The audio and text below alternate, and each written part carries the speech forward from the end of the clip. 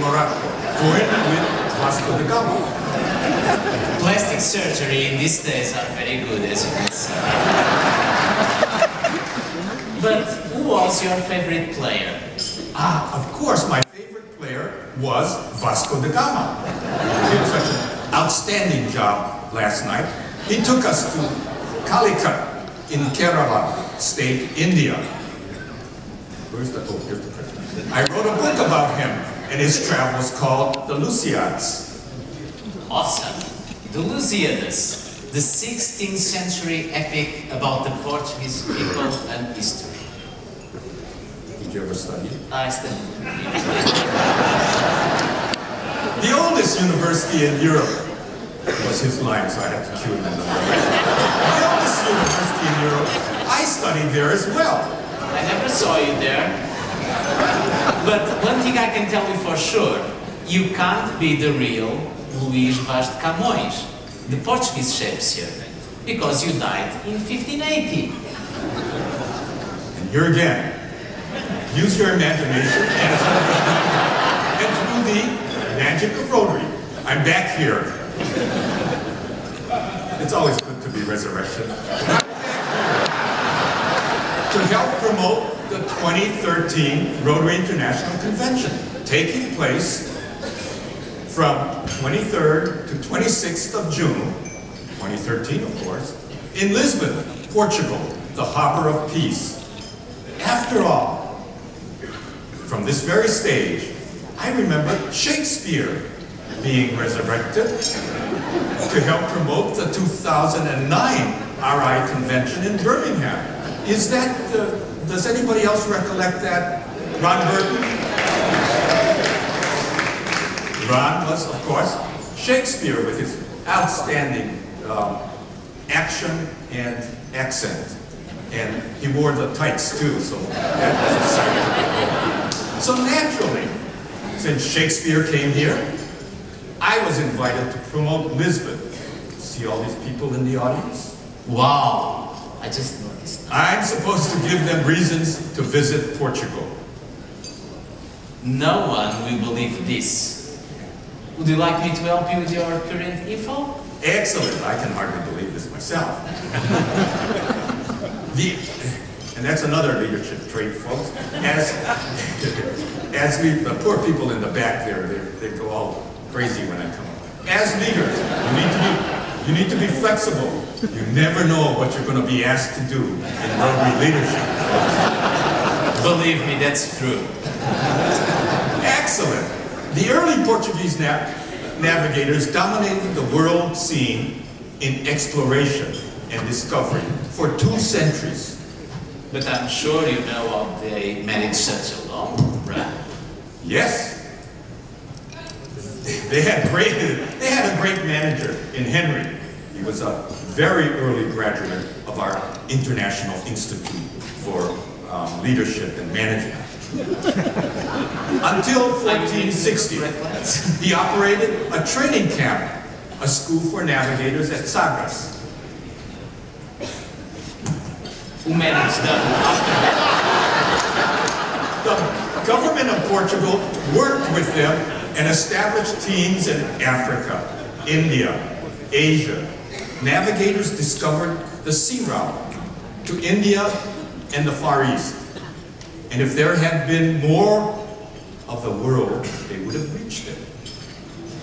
These were the first Westerners to set foot in Japan and enjoyed a cultural exchange that lasted hundreds of years. Now, how fitting it is now that President-elect Tanaka and Kyoko will preside over the convention in Lisbon. Do you know that Japan comes from the word Japon? It was written for the first time by Tomé Pires, a Portuguese writer that lived in China. Portugal, at that time, was a small country of less than 2 million people, situated, I know, as you all know, on the very edge of Europe, where the land ends and the seas began. Explorers set off on seas no man had sailed before, participating in the golden age of discovery. It took courage, leadership trait. It took courage.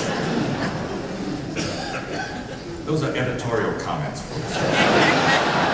Because this is the International Institute. It's all about leadership and learning leadership traits. It took courage to sail into the unknown. Leave family and friends behind. That melancholy and longing is real president in our culture, in our fado music and poetry. Fernando Pessoa, our great 20th century poet, wrote these lines. Ó mar salgado, quanto do teu sal são lágrimas de Portugal. O seas so salty, how much of your salt is the tears of Portugal? Portuguese explorers brought about a large-scale mingling of peoples, cultures, and civilizations. They gathered information about climate, geography, plants, and peoples, and wrote travel logs and monographs that changed people's ideas of the world and ushered in the modern era. And I can tell you that at that time we learned about international trade and how the Portuguese brought cinnamon from Ceylon, now Sri Lanka, pepper and ginger from Malaysia, mace and nutmeg from the East Indies, gold, silk and porcelain from China, horses from Persia and Arabia, and gloves from Indonesia. They also brought coffee. You will be asked if you want coffee from Africa to Brazil. Cashews from Brazil to Africa and India. Pineapple from Brazil to the Azores and Hawaii too. And chili peppers from Mozambique to India. And the Indians can thank us for their hot, spicy foods. They can thank me. So that's why Portuguese cuisine... You're the student.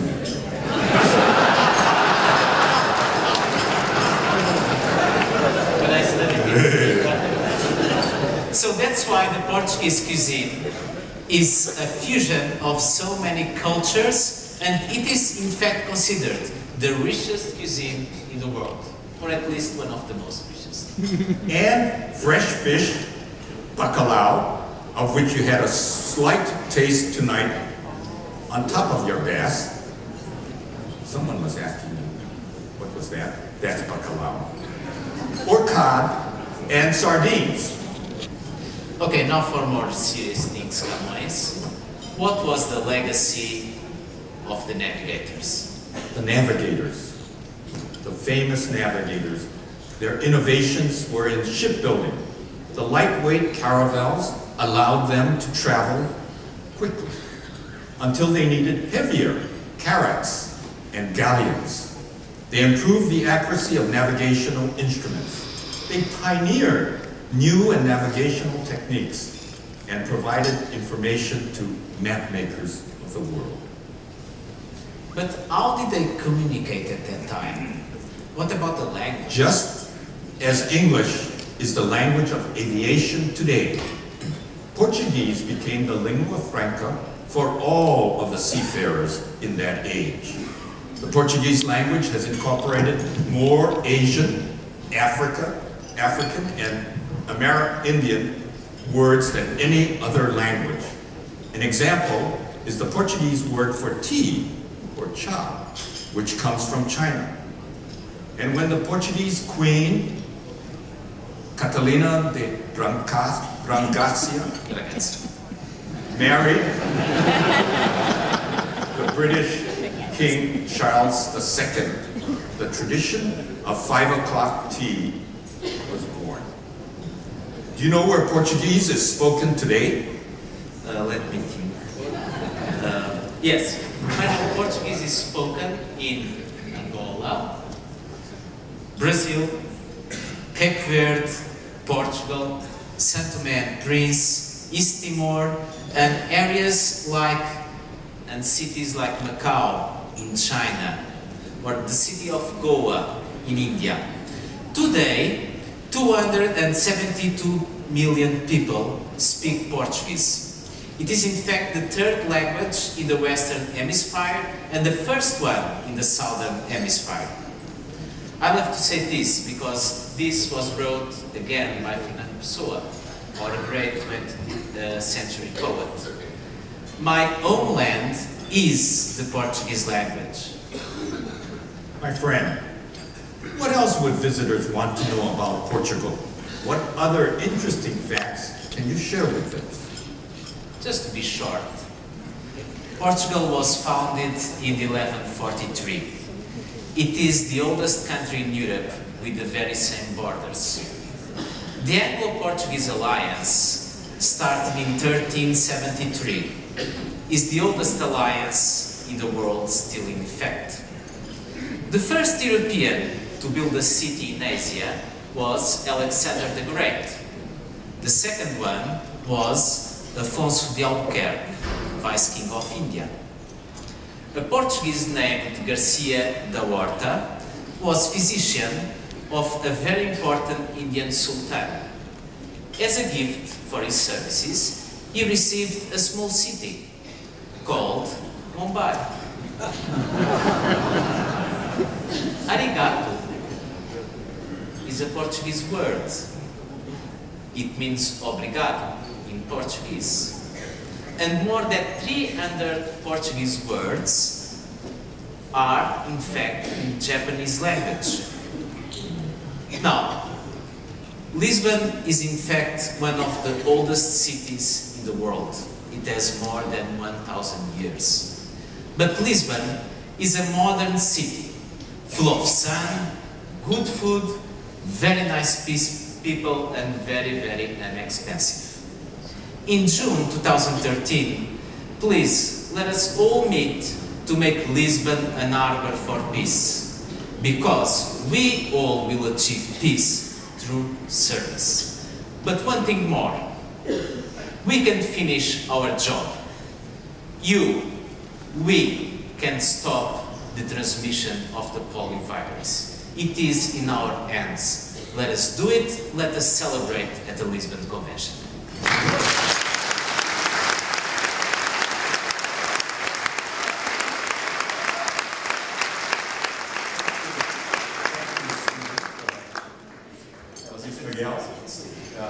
Very good student, you will do well.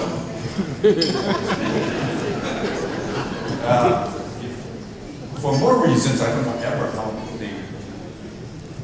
they did their bling in those days. For more reasons to attend, let's now watch President-elect Tanaka's video invitation to the 2013 RI Convention in Lisbon.